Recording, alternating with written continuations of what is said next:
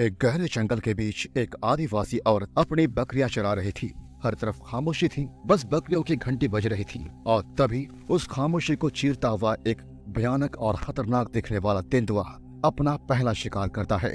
हर तरफ अफरा तफरी मच जाती है। गांव वाले और वन अधिकारियों ने यह अनुमान लगाया कि यह हमला बस एक अचानक सामने आ जाने से हुआ था, जिसकी वजह से तेंदुआ घबरा गया और आनन फानन में उसने हमला कर दिया और इस वजह से उस महिला की मौत हो गई। वन अधिकारियों ने ऐसा इसलिए भी कहा क्योंकि लेपर्ड ने उस औरत को पूरी तरह से नहीं खाया था। लोग समझ गए कि लेपर्ड और लोगों के बीच टकराव होने वाला था। गांव वाले डर में जी रहे थे कि तभी दूसरा हमला होता है। अगली सुबह एक बुजुर्ग आदमी जो खाखरा के पत्ते अपने बकरियों के लिए काट रहा था, लेपर्ड का नया शिकार बना।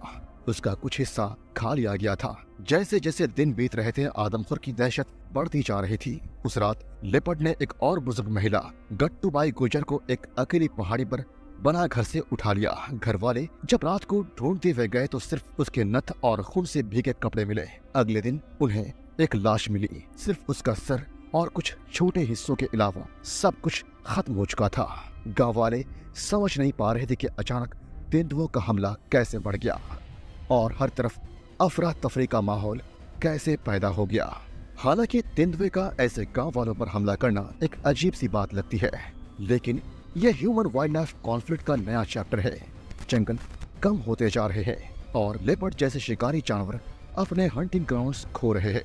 खेत और गांव उनके टेरिटरीज में शामिल होते जा रहे हैं और अब इंसान और लेपर्ड के बीच का यह संघर्ष रोज बढ़ता जा रहा है। लेपर्ड अपने बचने के चक्कर में अब इंसानों को शिकार बना रहे हैं। ये सिर्फ राजस्थान का नहीं, पूरे देश का मसला बन गया है। समय के साथ इंडिया में लेपर्ड्स के हमले बढ़ते जा रहे हैं और इसकी वजह सिर्फ ये नहीं कि जंगली जानवरों का नेचर वायलेंट है, उनका नेचुरल हैबिटेट कम हो रहा है क्योंकि जंगल की कटाई और ह्यूमन सेटलमेंट्स बढ़ रहे हैं। जानवरों के पास अब कोई और ऑप्शन नहीं बचा है, इसलिए वह अब इंसान के पास आ रहे हैं। इस कॉन्फ्लिक्ट को समझना जरूरी है क्योंकि आजकल सिर्फ राजस्थान या एक दो गांव की कहानी नहीं, ये हर उस जगह की कहानी है जहां जंगली जानवर और इंसानों के बीच का स्पेस कम होता जा रहा है। पर आप सोच रहे होंगे कि गांव वालों का गुस्सा कितना जायज है। अगर आप किसी अपने को इस तरह के हमलों में खो देते हैं तो आपका गुस्सा बिल्कुल जायज है। लोगों के साथ अब एक नई तस्वीर सामने आ रही है। वो अपने गांव में भी महफूज नहीं है। हर दिन एक नई हत्या, एक नया शिकार और फिर एक नई लाश। जब उन्होंने 5 साल की बच्ची की लाश देखी तो गांव वालों का गुस्सा हद पार कर गया। उनका एडमिनिस्ट्रेशन से जवाब मांगना बिल्कुल सही था क्योंकि कितनी और जान जाएगी जब तक कोई एक्शन नहीं लिया जाएगा। क्या ये ऐसा ही चलता रहेगा?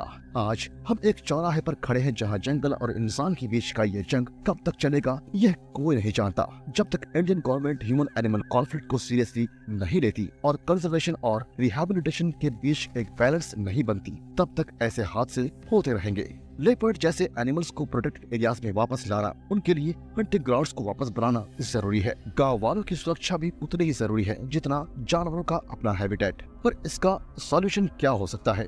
इंडियन गवर्नमेंट को जरूरत है एक comprehensive wild life management plan की जो इंसान और जानवरों के बीच कॉन्फ्लिक्ट को कम करे। पिंजरे लगाना, लेपर्ड को मार गिराना सिर्फ टेम्पररी सॉल्यूशन है। जंगलों को कंजर्व करना, इंसानों को वाइल्ड लाइफ से दूर रखना और जानवरों को उनके नेचुरल हैबिटेट में वापस भेजना, ये सभी स्टेप्स होंगे जो लंबी अवधि तक काम करेंगे। गांव वाले बढ़ते हादसे की वजह से परेशान तो थे ही कि तभी चौथे दिन लेपर्ड ने एक 5 साल की बच्ची पर हमला कर दिया। लोग इतना घबरा चुके थे कि वे गुस्से में वायलेंट हो रहे थे। गांव वालों ने वन विभाग को बुलाकर सर्च पार्टी बनाई और कुछ ही घंटों में बच्चे की लाश मिल गई। अब एडमिनिस्ट्रेशन पर था, उन्होंने दबाव बनाना शुरू कर दिया कि जल्दी से जल्दी लेपर्ड को पकड़ा जाए, नहीं तो वो जंगली जानवरों को मारना शुरू कर देंगे। ऐसे हालात में वाइल्ड लाइफ ऑफिसर्स ने पिंजरे लगाए और 2 लेपर्ड को पकड़ा भी, लेकिन पता चला कि वो बस जनरल कैटल लिफ्टर्स थे। वे आदमखोर नहीं थे, यानी वे ऐसे लेपर्ड्स थे जो गांव के पालतू पशु जैसे गाय, बकरी, भैंस इनका शिकार कर रहे थे। इसका मतलब था कि जो टीम बनाया गया था और जो इतने एफर्ट्स लगाए गए थे वो सब नाकाम साबित हुए। तभी 7वें दिन एक और हत्या होती है। एक लड़का जो बोगुंडा के पास एक गांव में पानी की लाइन ठीक करने आया था, लेपर्ड का नया शिकार बना। फिर कुछ दिन बाद उदयपुर के पास एक मंदिर के पुजारी को लेपर्ड ने अपना निशाना बनाया। शाम के वक्त लोगों ने उसके चिल्लाने की आवाज सुनी और डंडे लेकर दौड़ पड़े, लेकिन लेपर्ड अपना शिकार के साथ गायब हो गया था।